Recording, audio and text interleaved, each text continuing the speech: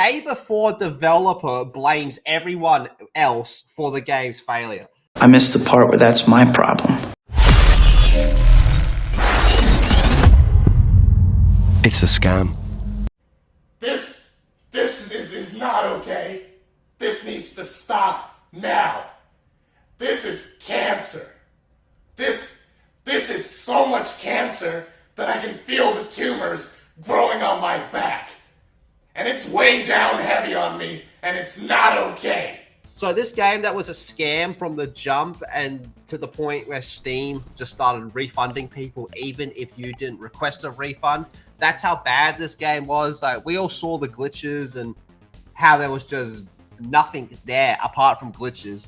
But It's your fault. Everyone watching, everyone out in the world, it's your fault that the game was a piece of shit, not the people that fucking made it. I have no responsibilities here whatsoever. Let's be honest. If you looked at everything on this and you fucking bought the game, right? That's kind of on you at this point. You know what I mean? No, you're absolutely right. If you followed this game and like its development, if you kept up with it and still paid for it, you do not deserve a refund. Yeah, like you're fucking retarded. But at the same time, it's like it wasn't their fault that you you decided to make a scam. You bought the assets instead of making them. You did all this. Like, brother, you're just like, this guy's still a fuckhead. Like, everyone in this involved in I this like is a how he's fuckhead. also moved on to making a phone game, and he's trying to get the same developers back to work for him, the same ones he ripped off. And all the developers are saying to him, they're all being like, are we going to acknowledge what happened? And he's just like, what are you talking about? I don't know what you're talking about. The thing is, he's trying to get the ones he didn't pay for. Because remember, there was a lot of ones who were just kind of doing free work, right? So then they would get paid later on after the sales, right? And so a lot of them didn't get paid at all. So they did like 3 years of work for nothing. Well, 4 years of... The story and failure of The Day Before and its developer, fantastic, is one that's going to be told for years in the gaming world. We're watching a game with so many pre-release hype and turmoil, only to then launch and shut down. See the studio close within a week is something that seems like a plot to a Netflix miniseries. Okay, was there actually hype to this game? I don't know if there was hype to this game. It was more so curiosity, being like, is this a scam? No. When it first dropped, it became the most wishlist Steam. There was hype. 2020 is when they first announced it. And when that did it, there was so much fucking hype for it. I will admit, there was like, you mean like the original trailer where they like promised so fucking much. Yeah. So when that came out and they showed a little bit of the game, but it turns out I don't know where the fuck that game went, because that's not the game we got, right? Yeah, it was fucking it became the most wishlist fucking thing on Steam, and it stayed like that for a long time. Jeez. So now, days after the game's called The Day Before, but days after the service for Day Before was officially taken offline, Fantastic has taken to social media to defend itself once again while adding an extra twist. The studio now claims it was the target of, get this, Mozza, it was a hate campaign by a group of bloggers and others. It was the hate campaign that destroyed this game, Mozza. The hate campaign that ruined this game.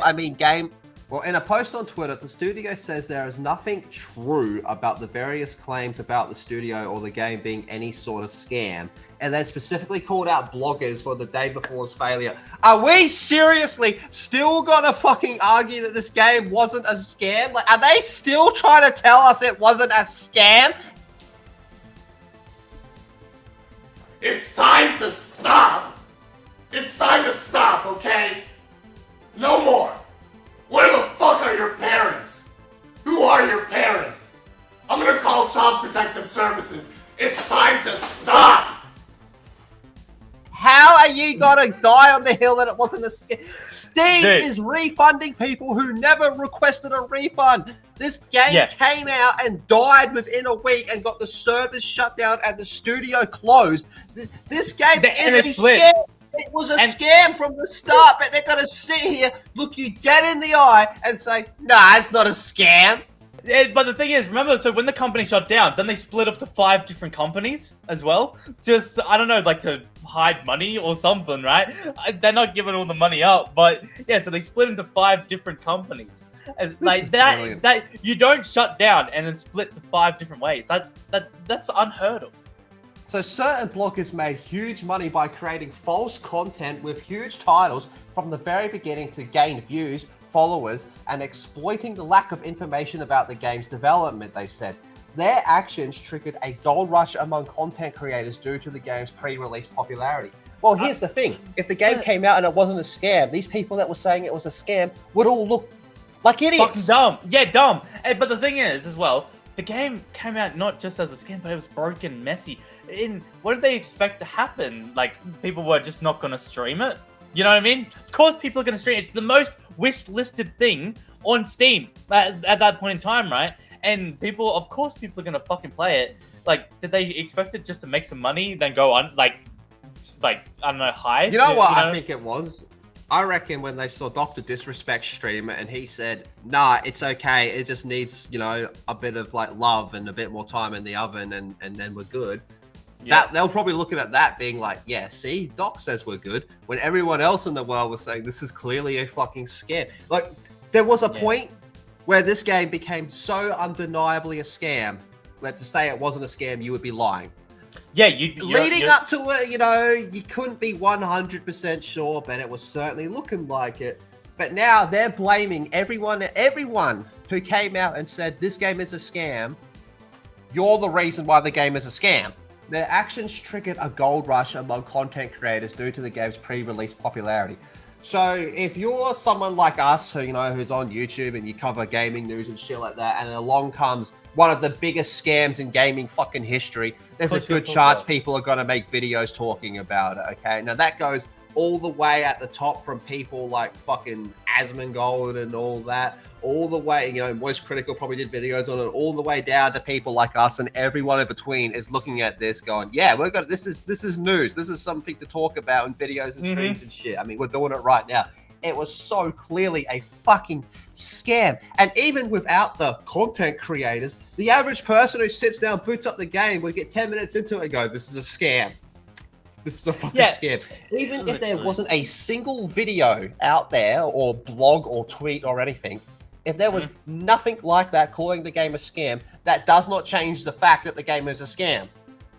Yeah, it was so obviously cheaply made and all that, man. Like, just fucked it. And then when you really dive deep and then buying, because remember they didn't make anything, right? So like the climbing mechanics and all that, they fucking bought it. The car mechanics, they bought all that. Instead of getting the developers to actually like develop stuff, they bought all like their preset stuff. So it's like, well, what the fuck did the developers do then? Because this is why I want to talk to the developers so much. It's like, what did you actually make if you bought everything? You just put it together like a jigsaw puzzle?